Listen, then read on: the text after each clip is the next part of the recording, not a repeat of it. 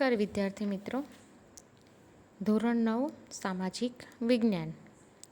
આપણે આગળ chapter number 8 કે જેને બંધારણની ચર્ચા કરી હતી કે બંધારણ એટલે શું, બંધારણના ઘડતરની પ્રક્રિયા, આમુખ એટલે શું, આમુખના આધાર સ્તંભોમાં આપણે 3 આધાર સ્તંભો જોયા હતા. લોકશાહી એટલે કે લોકો દ્વારા ચાલતું શાસન, એમાં જ આપણે સાર્વત્રિક પુખ્ત વયમતા અધિકાર વિશે ચર્ચા કરી હતી. ત્યાર પછી આપણે સમાજવાદી વિશે ચર્ચા કરી હતી, બિન સાંપ્રદાયિકતા વિશે ચર્ચા કરી હતી. હવે આપણે બંધારણના મૂળભૂત લક્ષણો વિશે ચર્ચા કરવાની છે. તો કે 26મી જાન્યુઆરી 1950ના રોજ આપણે બધા જ જાણીએ છીએ કે બંધારણનો અમલ થયો હતો.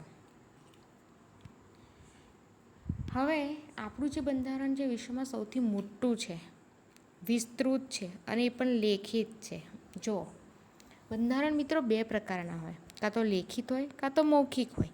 તો આપણું જે બંધારણ છે એ વિશ્વનું સૌથી મોટું બંધારણ છે, સૌથી વિસ્તૃત છે અને લેખિત બંધારણ છે.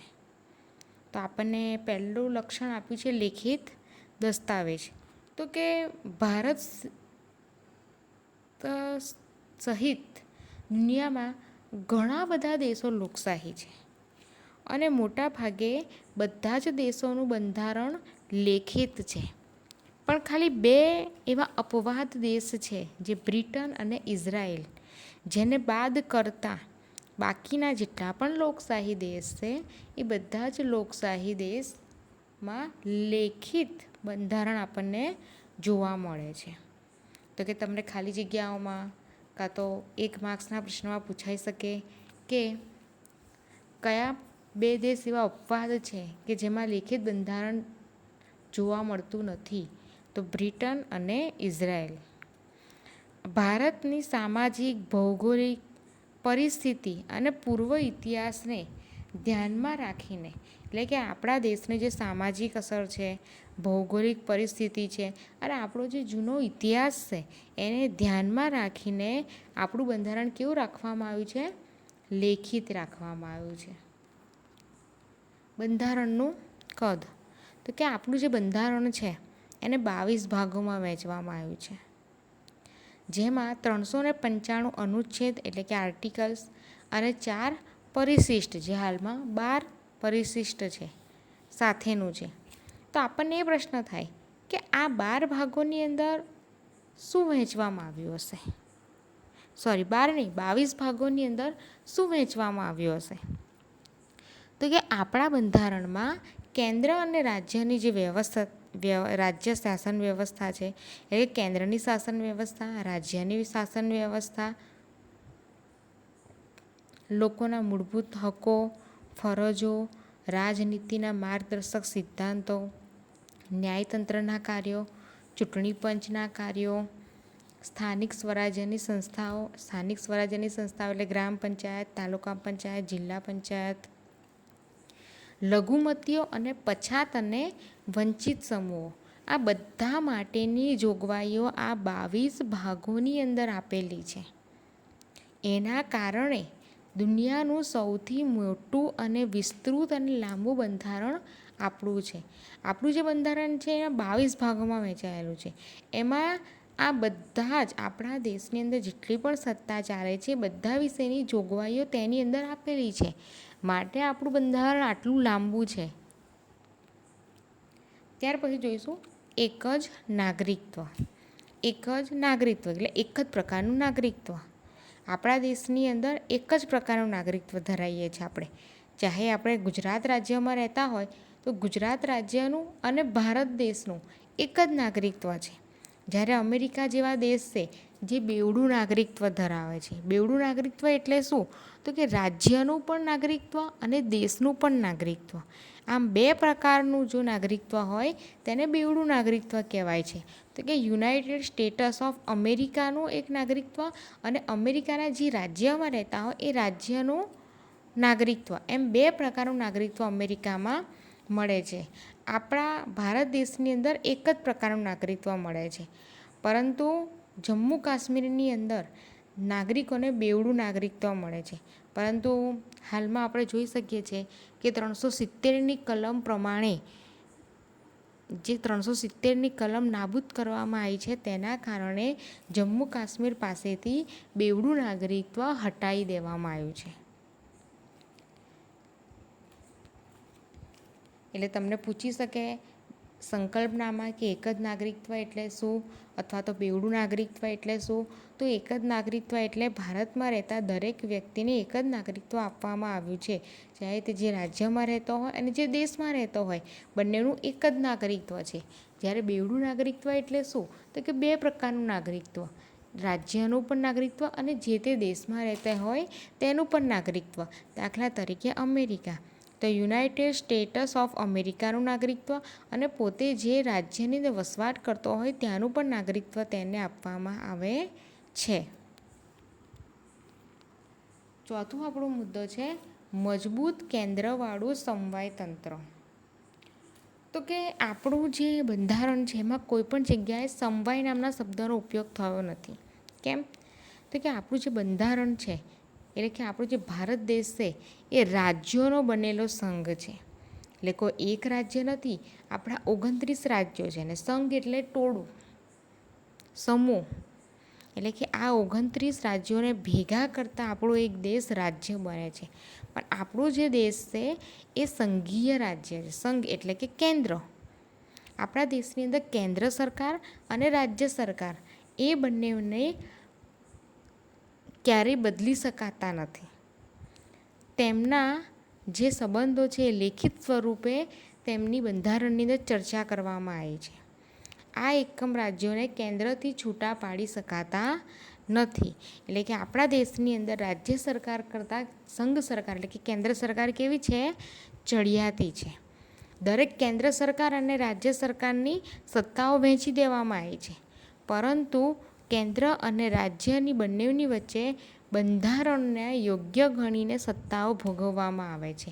અને આ સિવાય તેની અંદર એક સ્વતંત્ર, નિષ્પક્ષ અને તટસ્થ ન્યાયતંત્ર પણ આપવામાં આવ્યું છે, જે કેન્દ્ર અને રાજ્ય વચ્ચે કોઈ કાર્યોને લઈને, કોઈ સત્તાને લઈને, ધારો કે કોઈ ઝઘડા ઊભા થાય તો તેને ન્યાય આપવાનું કામ કોણ કરે છે? આ ન્યાયતંત્ર કરે છે.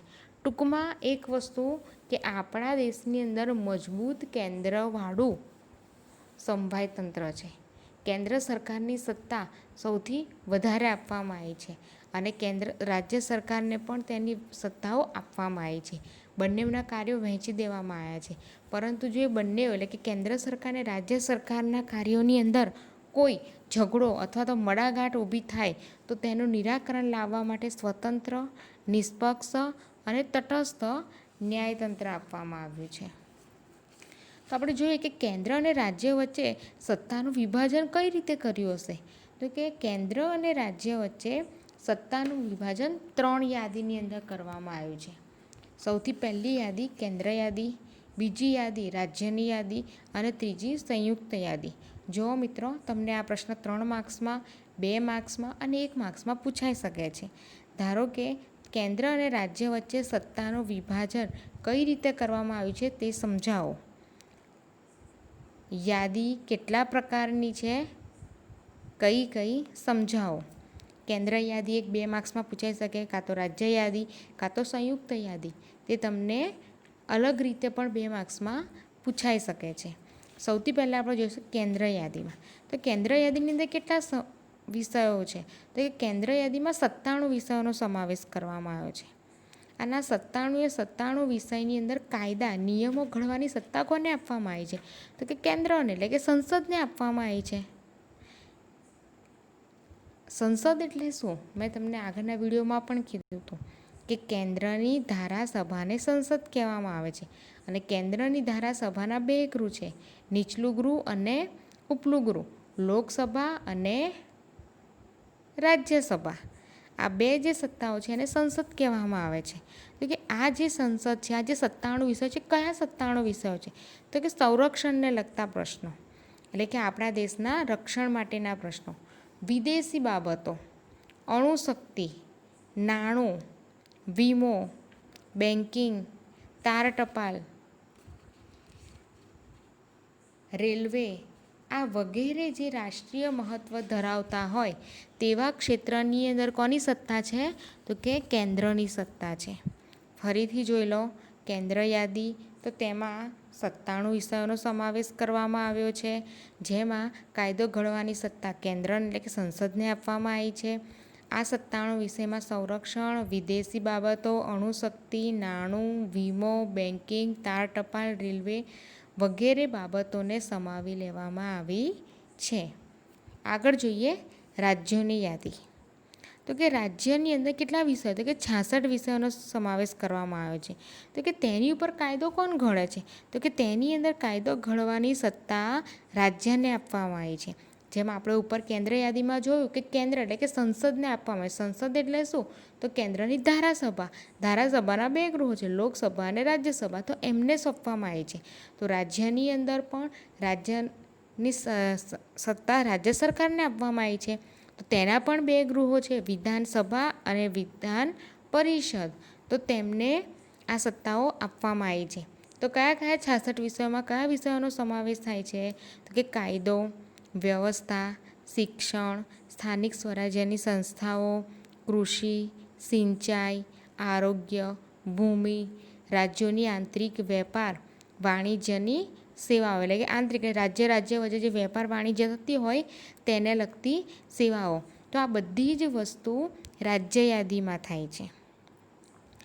પણ કેન્દ્રને એવું લાગે કે રાજ્યની અંદર બંધારણ પ્રમાણે ચાલતા નથી, કાયદો અને વ્યવસ્થા બરાબર ચાલતા નથી, તો રાજ્યની સંમતિ હોય કે ન હોય તો રાજ્ય સરકારને હટાવીને તે રાજ્યમાં કેન્દ્રીય પોલીસ દળોને મોકલી આપવામાં આવે છે.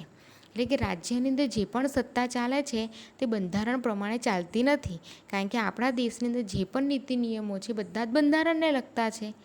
તો બંધારણને પ્રમાણે જો રાજ્ય સરકારની સત્તા ન ચાલતી હોય તો રાજ્ય સરકારની મરજી હોય કે ન હોય તેને હટાવીને એ જગ્યાએ કેન્દ્રના પોલીસ કર્મીઓને મોકલી આપવામાં આવે છે, એટલે કે કેન્દ્ર સરકારની સત્તા લાદવામાં આવે છે. ત્રીજી યાદી સંયુક્ત યાદી. તો કે સંયુક્ત યાદીમાં 47 વિષયોનો સમાવેશ થાય. સંયુક્ત એટલે કે ભેગું.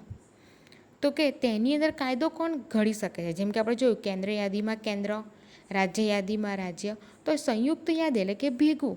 તો આની અંદર કોણ? તો કે કેન્દ્ર અને રાજ્ય બંને ભેગા થઈને તેની અંદર આ 47 વિષયો જે છે એનો કાયદો ઘડી શકે છે. તો એની અંદર કયા કયા એવા વિષયો છે? તો કે એની અંદર દીવાની અને ફોજદારી બાબતો, લગ્ન, છૂટાછેડા, ભરણ પોષણ, શિક્ષણ, આર્થિક આયોજન, વેપારી સંઘો વગેરેનો સમાવેશ કરવામાં આવે છે. હવે જોઈએ કે આ 3માંથી એક પણ યાદીમાં આવતા ન હોય તેવા જે વિષયો છે કે બાકી રહેલા જે વિષયો છે, બાકી રહેલી જે સત્તા છે તેને કઈ યાદી કહેવામાં આવે છે? તો કે તેને કહેવામાં આવે છે શેષ સત્તાઓ. કે જે વિષયો કેન્દ્ર યાદીમાં પણ ના હોય, રાજ્ય યાદીમાં પણ ના હોય, એ વિષયનો સમાવેશ કેમાં કરવામાં આવ્યો છે? તો શેષ સત્તામાં કરવાયો છે. અને તેની અંદર કાયદો ઘડવાની, કાયદામાં ફેરફાર કરવાની અને વધારાના જે વિષયો છે તેને ઉમેરવાની સંપૂર્ણ સત્તા કોને છે? તો કે કેન્દ્ર સરકારને. કેન્દ્ર સરકાર એટલે કે સંસદને છે. તો હવે એની અંદર કયા સત્તા આવી શકે? તો કે ભારતમાં જે કેન્દ્ર અને રાજ્ય વચ્ચે નાણાકીય સાધનોની પણ વહેંચણી કરવામાં આવી છે. આબકારી જકાત, આયાત નિકાસ જકાત, આવકવેરો વગેરે આવકો ધરાવતા જે કરવેરા કેન્દ્રને ફાળવવામાં આવ્યા છે. એટલે કે કેન્દ્ર અને રાજ્ય વચ્ચે કેટલાક નાણાકીય સાધનોની પણ વહેંચણી કરવામાં આવી, જેમાં આયાત નિકાસ જોઈએ કે જકાત છે, આવકવેરો છે. આ બધી આવકો કોને સોંપવામાં આવી છે? કેન્દ્ર સરકારને. જ્યારે વેચાણ વેરો છે, મનોરંજન વેરો છે, મહેસૂલ વેરો છે, શિક્ષણ વેરો છે, આવી ઓછી આવકો ધરાવતા જે સાધનો છે એ કોને સોંપવામાં આવ્યા છે? તો રાજ્ય સરકારને સોંપવામાં આવ્યા છે. તેથી રાજ્યોએ કેન્દ્ર પાસેથી ગ્રાન્ટ લઈને તેમની આર્થિક સહાયનો આધાર રાખવો પડે છે. ટૂંકમાં સૌથી ઉપરના હાથમાં કોણ રહે છે? કેન્દ્ર સરકાર. ક્લિયર? હવે આગળના લક્ષણો આપણે ફરીથી આગળના વિડીયોમાં જોઈશું.